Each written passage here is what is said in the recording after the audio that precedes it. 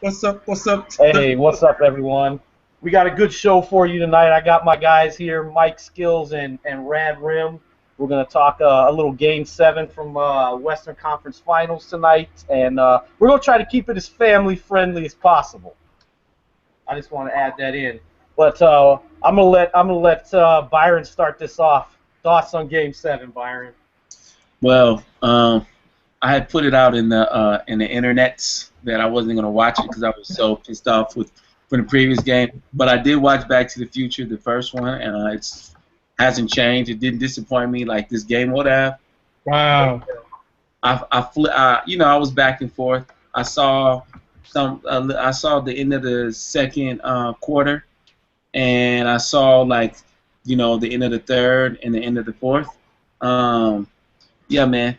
They had a substantial lead, and one thing I gotta say about the Thunder is when you're playing a team like Golden State and you have a substantial lead, you don't want to make foolish decisions to get them on that fast break, because what demoralizes the team is when they see Golden State take off.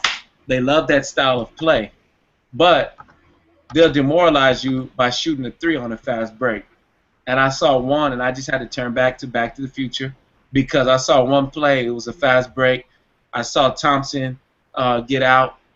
He put himself in position.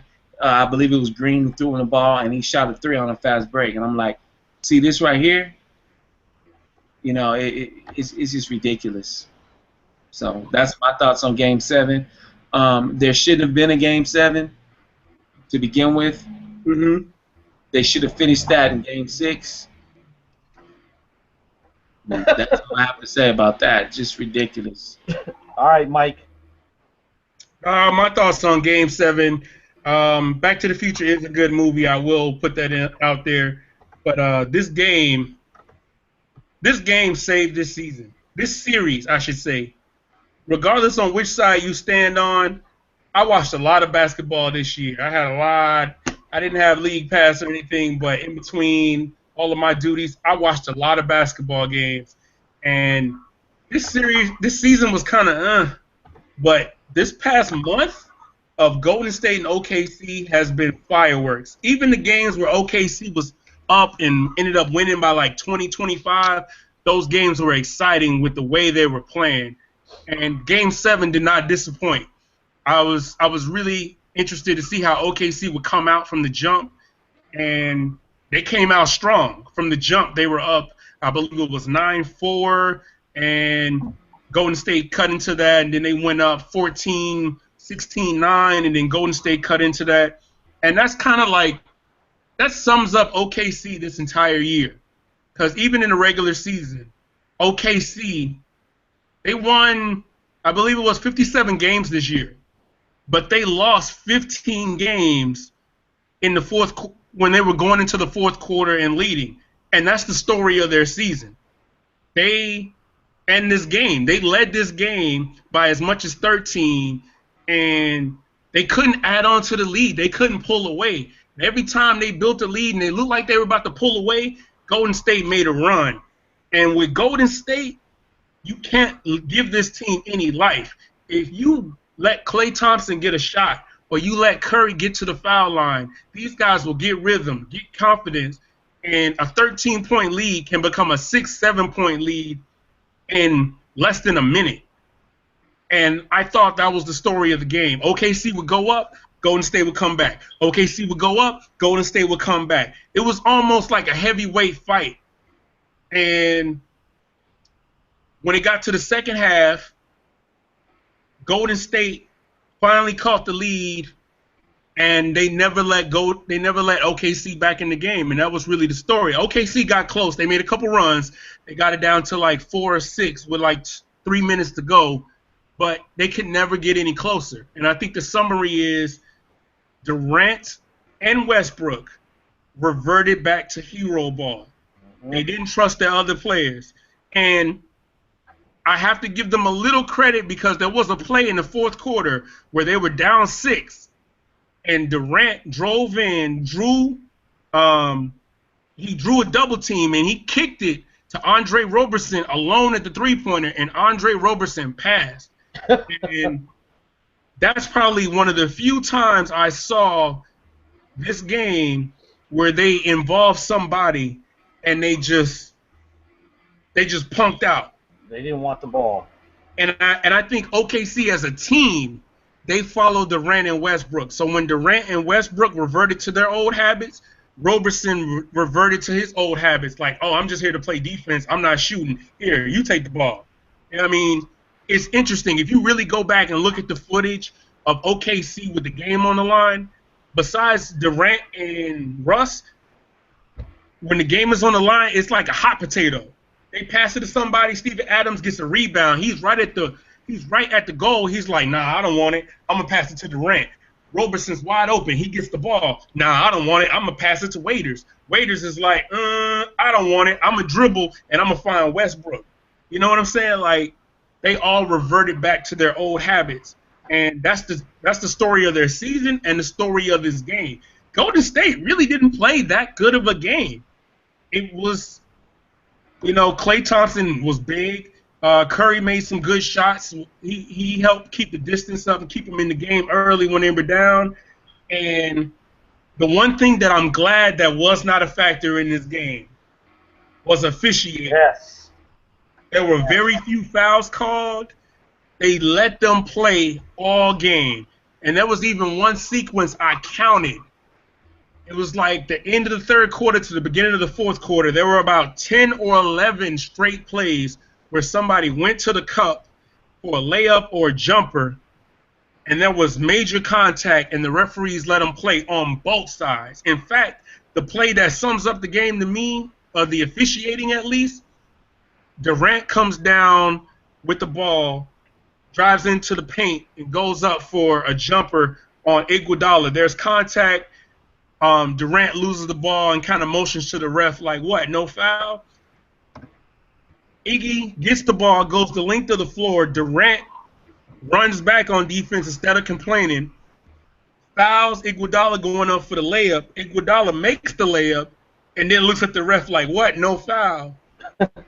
And as they're calling timeout, Steph Curry and Westbrook, I think it was like a minute or two later, are next to the referee like, come on, man, you're not going to call anything? And I thought that was very good. The refs, they called the major plays, the blatant calls, but for the most part, they let them play. And the players decided this game. There was no, oh, man, if they hadn't called that or so-and-so had fouled out. No one was in foul trouble, no technical fouls, no nothing. I think they had like one review, and there were maybe, 22 free throws in the whole game? So, yeah.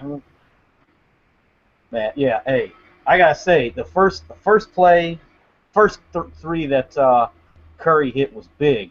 Because this is the first time throughout the whole game where Curry looked like Curry. He was slicing dudes out there. He was hitting those threes with hands in his face, where before he was missing those shots. Mm-hmm. And then the big thing, like you said, they only got up 13. Same thing in Game 6. You get down 15 to Oklahoma City, you're in trouble. And I'll say this, maybe I'll catch some flack, maybe I won't. Oklahoma City is the best front-running team in the league. They get you up 15, 17, 19, 20. You ain't coming back from that. They're just going to run you out of the gym. I agree. You get them close, they start thinking about it. And you could see they looked really loose the first half. And then, they were 35-22. They looked loose. Everything was going fine. And Westbrook took that stupid-ass shot trying to draw a foul where he kicks his leg out. He missed, and at that point on, that was kind of like where they started to unravel a little bit. Everybody was passing the ball. They were making good decisions, playing how they had to play. And then Westbrook has to, have his stupid-ass shot of the game, and it just kind of went there. They went on a run, got it to 4. OKC kind of pushed it up, and then they came back, made it a 6-point game at halftime. And you could just see the start of the third quarter did not look good for Golden State to me. They couldn't score the first 3 minutes of the ball game. I'm like, oh, man, they might be in trouble. But then after that, it was over. Golden State went on that classic run, Klay Thompson making shots, Curry making shots, and then Durant and Westbrook Durant actually made some shots tonight, but Westbrook he was awful. and those other guys for Oklahoma City disappeared. Hell, they didn't even want the ball down the stretch. No, they didn't. No, they did not want the basketball. Hot potato. Like, I don't want it. You can have it. Don't pass it. So maybe they should have had Anthony Morrow in the game. He won't pass the ball, but he doesn't play defense. Did he play it off? Anthony Morrow didn't get. Billy Donovan only played 7 guys tonight. Canner and Waiters are the only 2 to get off the bench. Oh man. Yeah, they were tired, and you could tell Westbrook and Durant were gassed. They got a little. They were making plays the tired players make. Yeah, decision-making and strategy. Both guys on the floor at all times backfired because you could tell they were gassed. I don't think Westbrook sat the entire second half. I don't think he did either. He played like 45 minutes. I think Durant played 44, 45 minutes.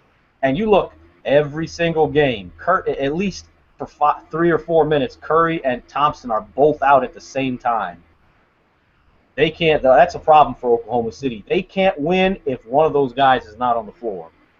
They can't get anything. So that's one thing. If everybody comes back, now this is going to lead us into our. I'm going to kind of combine these 2 things. So, do we think OKC choked this 3-1 away? And is this series lost? Do we want to blame this on the 2 superstars, or do we want to put some blame on Billy Donovan? Well, I'm going to go with Byron. Take it. I think that you win as a team. You lose as a team. Obviously, as a coach, Matt, both of us, you and I both coach, you got to play more guys. And that's a confidence booster. And it's always an unlikely and unsung hero that usually tends to step it up big in those instances. Like the guy, what's his name, Sites or whatever? Spinks. I mean, come on, man. He's a scrub. Maurice Spinks? What's his name? See, I don't even know. He's a scrub. He is a scrub. I'm sorry, man. And and while he's in the NBA, he should be in the NFL somewhere playing. He looked like a safety, but Kerr is genius for bringing him off the bench, because when your scrubs start hitting shots, big shots, threes, as big as he is, I don't even know how his arms get that. When people like him start shooting threes, you're in trouble. And I don't know, Donovan, he should have played more guys tonight than he did, man. I think that when you do that, when growing up watching somebody like Phil Jackson, when the Bulls lost in 7 in 1990 against the Bad Boys, Phil was very composed, and he put different people into rotation. Obviously, because Scotty was out suffering from the migraine. That builds confidence. I think that if OKC stays together, this time next year, they could be back and they can be in a conversation and they could win. It's a matter of trusting other people on that team. I don't want to really put the blame on one person. I don't want to get into the hypotheticals, because I think that Durant had games where he played excellent. I thought he played excellent in Game 4, or Game 5, I should say. Game 6, I thought he had a horrible game. If he would have started off playing Game 6 like how he did tonight, I mean, they had the momentum. And people talk about Golden State. When they get the momentum, they're in trouble, and you don't want this and you don't want that. But they don't talk about when OKC gets the momentum. And usually when they get up over 15, they're walking off. They don't come back. That's all she wrote. And I think they had plenty of opportunity, but just very foolish decisions down the stretch cost them this series. Settling for threes, and when you have a substantial lead, it's just like when I'm playing NBA 2K. Somebody hits 3 consecutive threes on me. I don't go and match their intensity. I don't get suckered into playing their game. I play my game. If I'm Russell Westbrook, I know nobody on that team can defend me. No one. And I'm going to take it into the cup. I'm going to try and draw fouls. I'm going to make them work. Every time they did the little inside track and they were showing the huddle, Steve Kerr was saying one thing: make them work. Make them work. and it's genius because you tire them from playing defense. It was almost like watching a Muhammad Ali fight. I felt like uh, Curry was very, very subtle early in the game, in the last few games. And the last 2 games, it was like rope-a-dope, you know what I mean? A dope or whatever it is. It was like he had him. It was like, very, very subtle, conserved his energy. Shot wasn't working. He involved his teammates, and in the last few minutes of the last, few games, he just really, really, really let loose.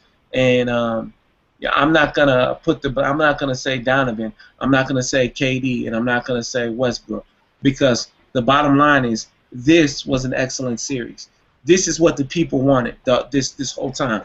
A good series. I can't name any other series that I watched that was as engaging as this. The Eastern Conference was boring. This has been, and I'm just being honest, this has been the best series of the entire playoffs, hands down.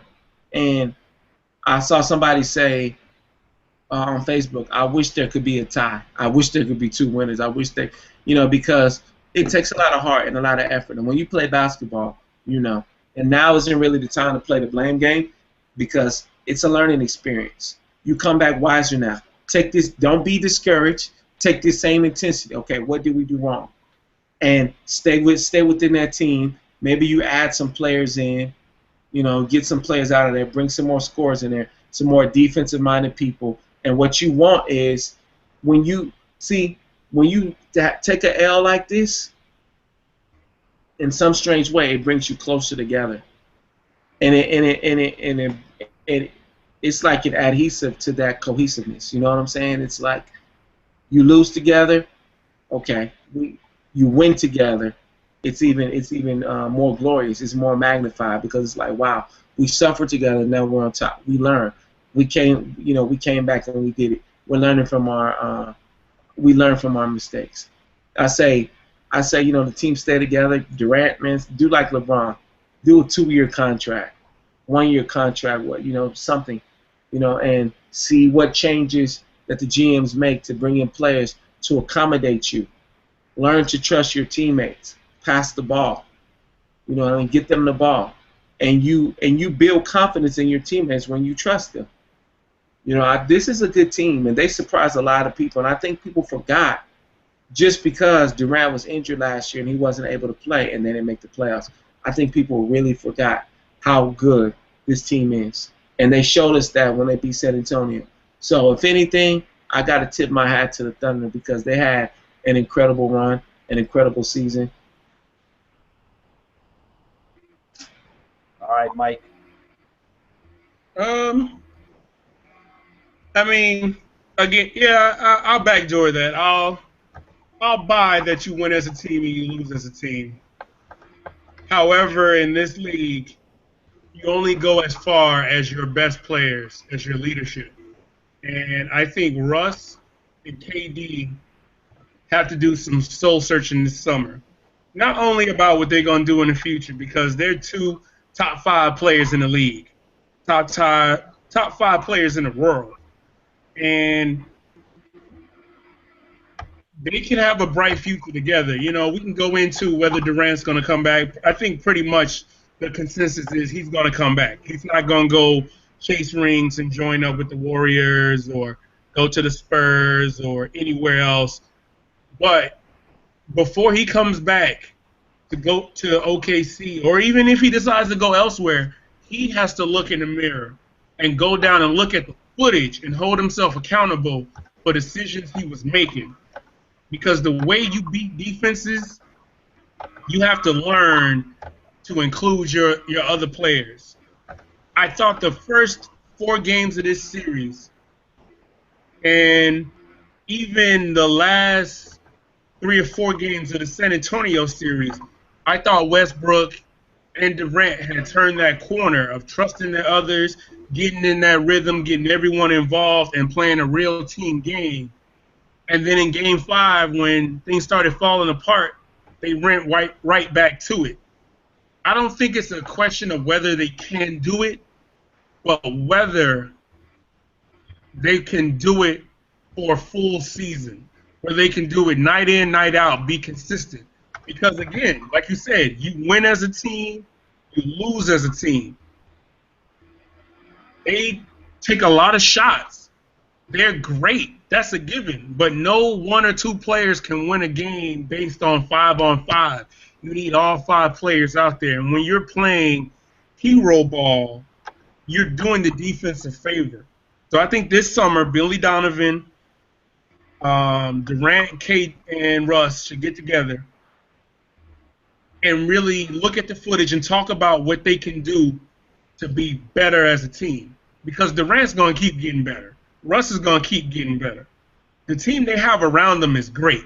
You know, you really don't need much more. They just need those guys to have confidence, and they need Russ and KD to have confidence in those other guys. And that will be the difference. That will take them to the next level. When you look at Golden State, all the players on their team, all of the quote-unquote scrubs, the Maurice Spates, the, you know, the Livingstons, the Iguodalas, the Harrison Barnes, those guys you don't expect anything from, but every night they come in and they give quality minutes. But not only that, they know that they're going to get the ball, and when they get the ball, they're ready. And that's the difference between these two teams. That's the difference between championship caliber teams is great and championship caliber. Everyone else is just good. So if they come back this next season, they look at what they did wrong and focus on that, because that's the only way they're going to get better. If they don't learn from those mistakes, they're destined to repeat it. And that was the undoing of the series. They went right back to it, reverted to it, and that was what cost them. Absolutely. I'm going to play devil's advocate a little bit here, you know, with the Thunder. They've been knocking on the door now for, what, 6 years? Yes. And they've been trying to mature and figure it out for 6 years, and they still haven't really figured it out yet. So is it fair to say that maybe you got to shake some things up a little? I think you may have to. I mean, obviously, you have to bring Durant back. That's priority number one. So everyone else is mostly under contract. They just gave Cancer his extension. They got Adams, I think, for another year. Ibaka and Russ are under for at least another year. KD is the number one concern. Sign KD, and everything else will fall in place after that. But even in re-signing KD, I think he's on the clock now. You know, I think Rand brought up a very good point. KD was injured, and a lot of people forgot about him. He was the MVP in 2014. They lost to the Spurs in six before the Spurs went to the finals and won their rematch over Miami. But KD's on the clock now. That's right. KD and Russ are on the clock for elite guys that have not won rings. They're up there with Melo. They're up there with Chris Paul, Dwight Howard to a lesser degree. I mean, he's still commanding max money. So if you're going to get $20 million a year, you on the clock to win a championship. I'm sorry. You know, they're on the clock. And I think if they don't win soon, it's going to pick at this team, and it's going to eventually lead to division. Russ, I think KD will re-sign for maybe 2 years with a 1-year option. They're going to probably give it 1 year, try it out, and if they don't do it again next year, then they might have another sit-down and be like, how much longer can we do this without winning? Hey, that's good. That kind of leads us. I had it wrong on our little list here, but I should have switched that. But I'm going to ask Byron this question because Mike just answered it. Byron, Kevin Durant, is he going somewhere or is he staying put for at least a year? I don't see where he could go to be in an immediate winning situation. Like I do. And don't say the Spurs or don't say the Knicks. He won't win in New York. He can win in San Antonio. He won't win in San Antonio. There's another place he can go. It's been talked about. The Golden State Warriors. The Golden State Warriors. And I would. Why? They don't need him. They don't need him, but they'll. Why?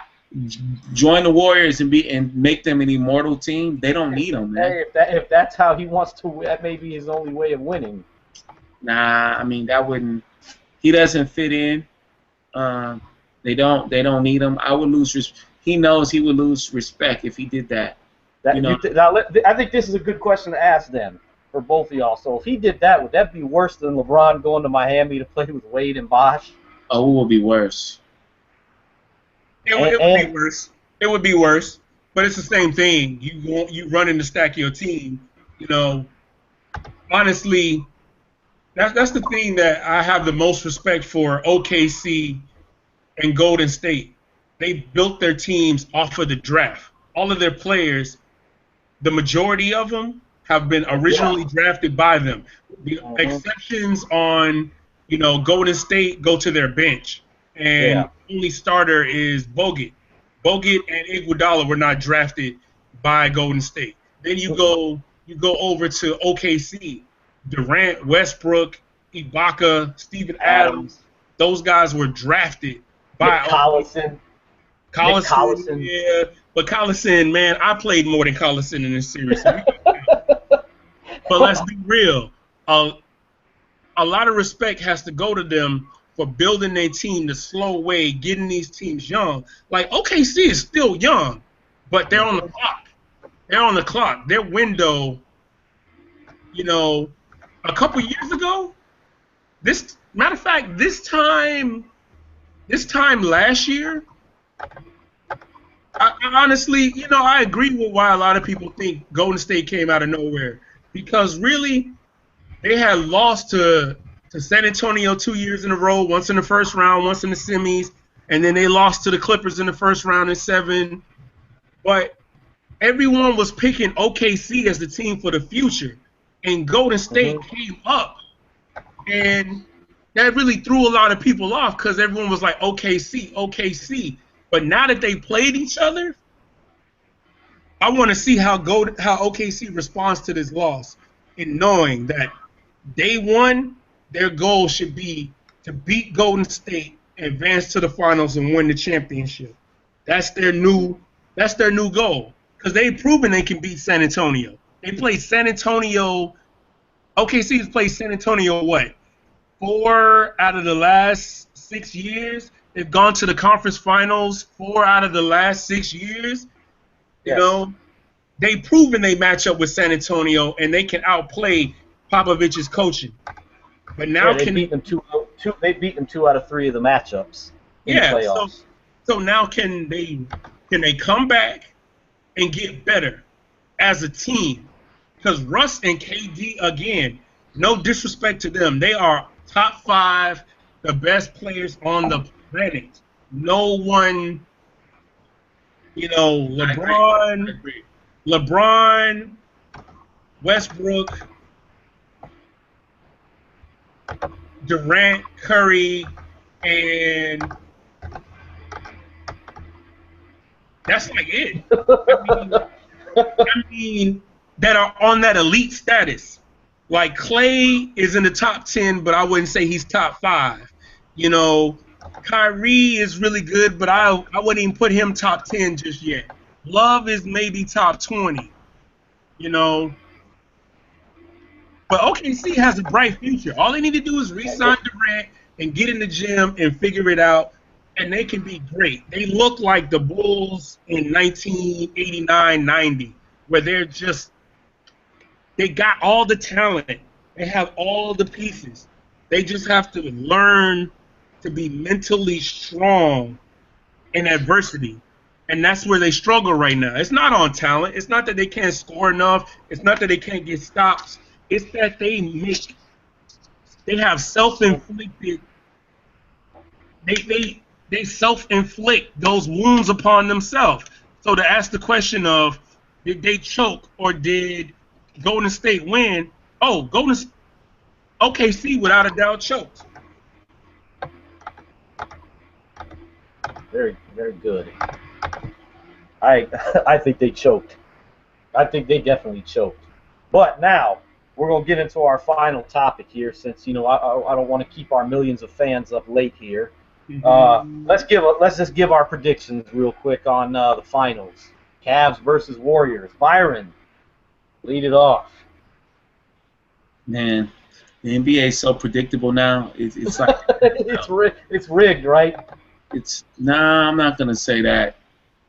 But I mean, I won't say it because you said it for me. No, but honestly, you gonna get fined? You scared to get fined by Adam Silver? You think David Stern gonna come out of retirement and ban you? Coming for him. No. I'll tell you who I want to win. I want Cleveland to win. This Warriors team. I'm gonna give you your moment here, Byron. Hey, hate, man. Give the hatred out, man. I'm not a fan, man. They are the team that the NBA is definitely in favor of the Warriors because they've got this cookie cutter like this, especially their leader, Curry. The NBA wants that type of ambassador. He's just such a good role model. He's so anti Allen Iverson, and this is what they've wanted. And I think that the city of Cleveland deserves it because they've lost for so many years. I think LeBron is like Tom Brady in this sense. When Tom Brady got his last ring, he was in the Super Bowl. Everybody was like, this guy is not going to lose this because he knows how important it is to his.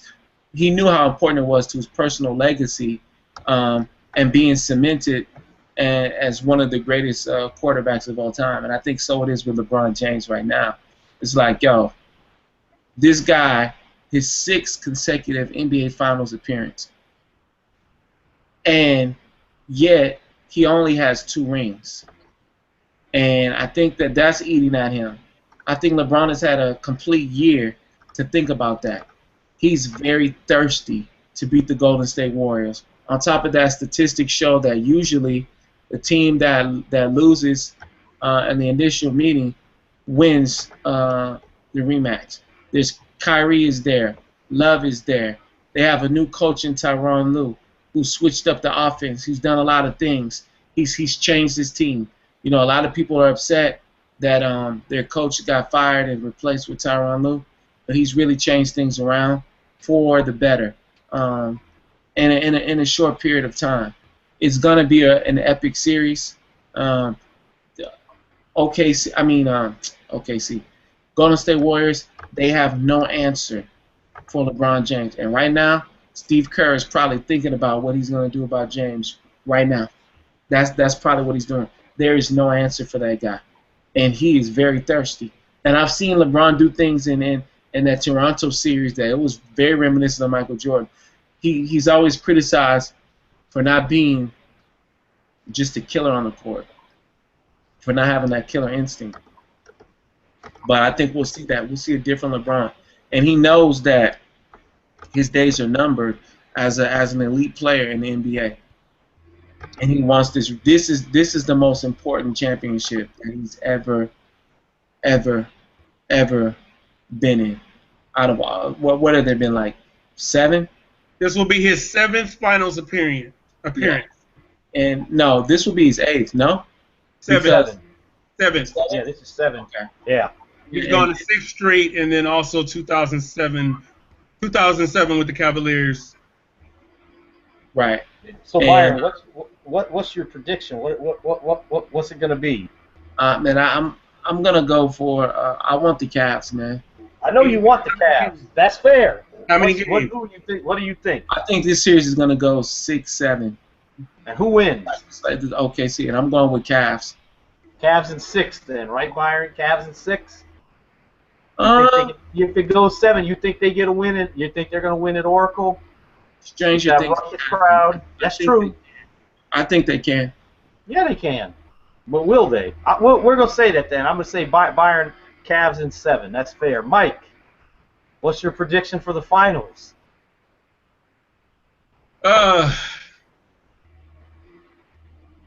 Golden State in 6.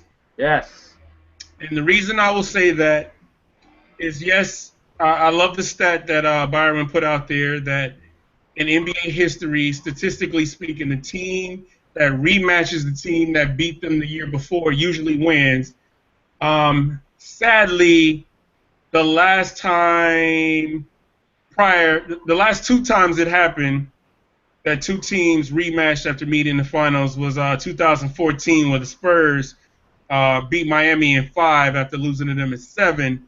But the time before that was 1998, where the Chicago Bulls beat the Jazz for the second consecutive year. That's right. Now, you brought up a good point. We as fans in this era, and the media, we're all guilty of it. We hold every star to the image of Michael Jordan. LeBron is not Michael Jordan. He's his own man. Steph Curry is not Michael Jordan. He's his own man. You know, Kevin Durant is not Michael Jordan. He's his own man. Kobe Bryant wished he was Michael Jordan his entire career, but he's his own man. The difference I think that will happen in this series really comes down to Love and Kyrie. I think LeBron James is going to have a great series. I believe he's arguably the best player in the world. He won't have trouble in this series getting his points. He won't have trouble in this series filling the stat sheet. He's that great of a player. I believe he and Steph Curry cancel out. I think Curry's going to get his points. He has a lot to prove with the chip on his shoulder of people saying he shouldn't be back-to-back MVP. And on a side note, it kind of says a lot about us as people and as a society if we're upset that Steph Curry is the type of role model that the NBA wants to promote.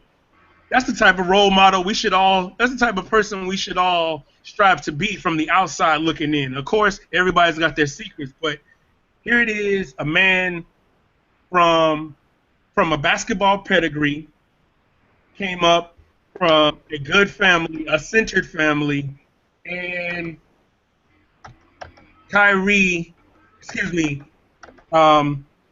Steph Curry is married, has a very good relationship with his wife, at least to the public, has children, a beautiful family. I'm glad you put that at least to the public part on. Oh, yeah, because we only see images from the outside. But let's be honest. Social media would have picked that. If there was problems, social media would have picked that up a long time ago. But like I'm saying, though, I find it interesting that people have a problem that this guy is this good on the court, and then off the court, he has a great family, both from his parents. He has a great foundation, and then his marriage and his children are beautiful. I have an interesting. I feel like people are upset that, particularly in certain communities, that this guy has what a lot of us don't have, and I feel that's a problem. I feel just because we didn't have that, we should knock another man because he has that foundation. We should all be so lucky to have that foundation. In fact, we should praise that. With the rate of divorce going up in this country, we should be. Well, you took this. Man, hey, Mike's giving us a light day. But since you brought it up, that's why it's relatable to so many people. Like, you know what I mean? That's why I think LeBron winning is more relatable, because it's like I've never been one to bash Curry because he came from a privileged upbringing. You know, because he had to work to be an elite player. Fan or not, he had to work to become elite.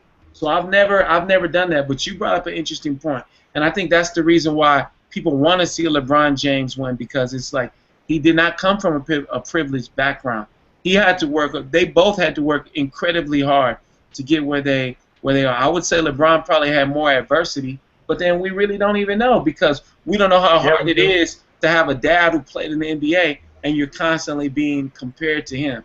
You know, you have a bad game. Oh, you're not as good as your dad. You're not as tall as your dad. You'll never be what your dad was. And he surpassed his father because he is an NBA champion and a two-time MVP. Not to mention that LeBron was AAU top recruited player his entire high school. LeBron was recruited from when he was in middle school, from what I've read. He was the chosen one. He was the chosen one. He was the first overall pick straight out of high school. Curry wasn't even All-American in high school, wasn't really heavily recruited. And he went to Davidson, which is still a small school, and his mom, spoke to the coach and said, "What are you going to do to my boy to make him a college player?" And the coach said, "I'm going to take him as he is." So they both have traveled two different paths, but they both have led to a head-on collision. Let's not forget, LeBron is a five-time MVP himself. So, and Curry's a two-time MVP. A lot of people would argue a couple of those MVPs LeBron should have gone to Kobe. But I think one of the ones that Tim Duncan has should have gone to Kobe, but that's another topic. I mean, you bring up an interesting point. I think that people want to cheer for somebody who's relatable. They want to cheer sometimes for an underdog. I think what people hate about, like, just the fact that you brought up his relationship with his wife, his parents, how he loves his kids, and that's a good thing to model after. That has really nothing to do with what he does on the court. Right, but it does I find a lot of people in social media are quick to bash him on his physical features, his skin tone, and his life off the court because he wins on the court. When he wins, people go off and say, "Oh man, this light skin, with his perfect family, his wife ain't all that, this and that." And it's like, if the ugly side comes out, not to say that people don't do that against LeBron and aren't doing that against KD and Russ right now, but I find it interesting that people really go at a lot of off-the-court things for Curry quicker than they do from other players that I guess you said are more relatable. To LeBron, the easy one to go to is his hairline and his lack of championships for going to the finals. That's the thing they go at for LeBron. Russell Westbrook is shot selection and being wild, and KD, is for just not being as good as LeBron or whatever. And it's just interesting. But I digressed a lot. But I honestly think this series is going to come down to who is fueled by the chip on their shoulder more. Is it LeBron with trying to bring a title back to Cleveland, getting redemption for beating the team that beat him last year, adding on to his legacy, Kyrie and Love stepping up? Or is it Golden State, the team that won last year, to the surprise of many, came back, won 73 games, have a back-to-back MVP, and have a chip on their shoulder to silence all the critics and the doubters of their success of the last two seasons? So, Mike, what's your prediction? Well, let me say. How many games? Who wins? Hold on, Matt. I'm sorry to cut you off. Let me say one more thing about Curry.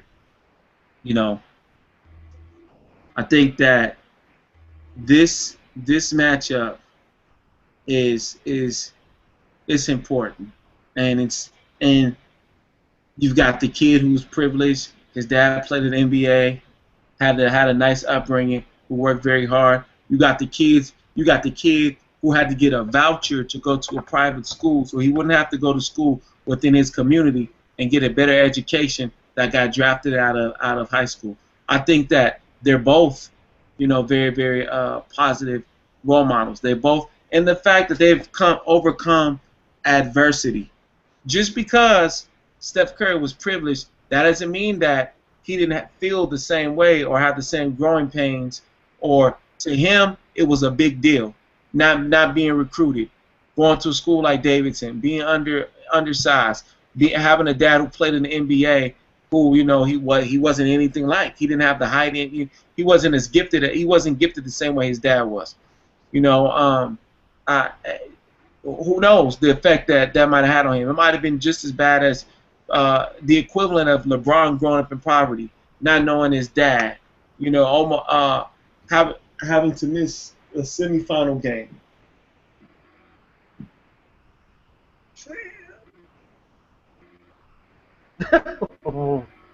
What's Byron This looking at?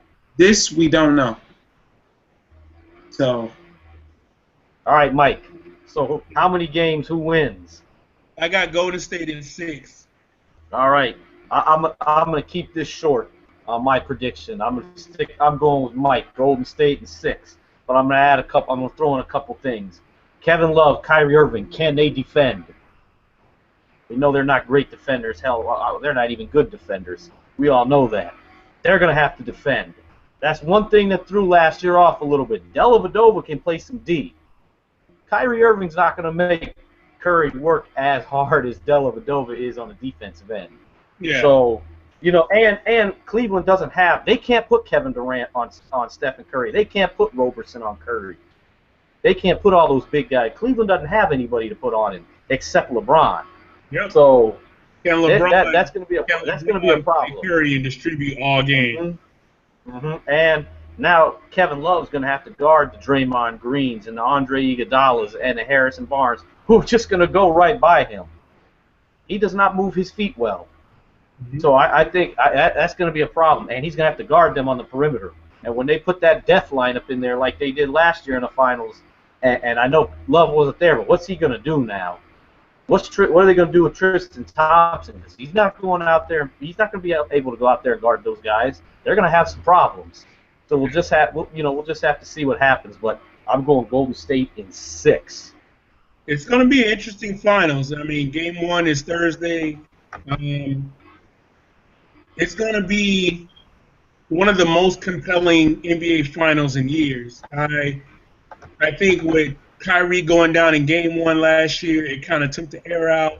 But then Cleveland winning and making it competitive for the most part, it made it more compelling than I thought it would be after he went down in Game 1. But we're going to see. This year, both teams got all their players healthy.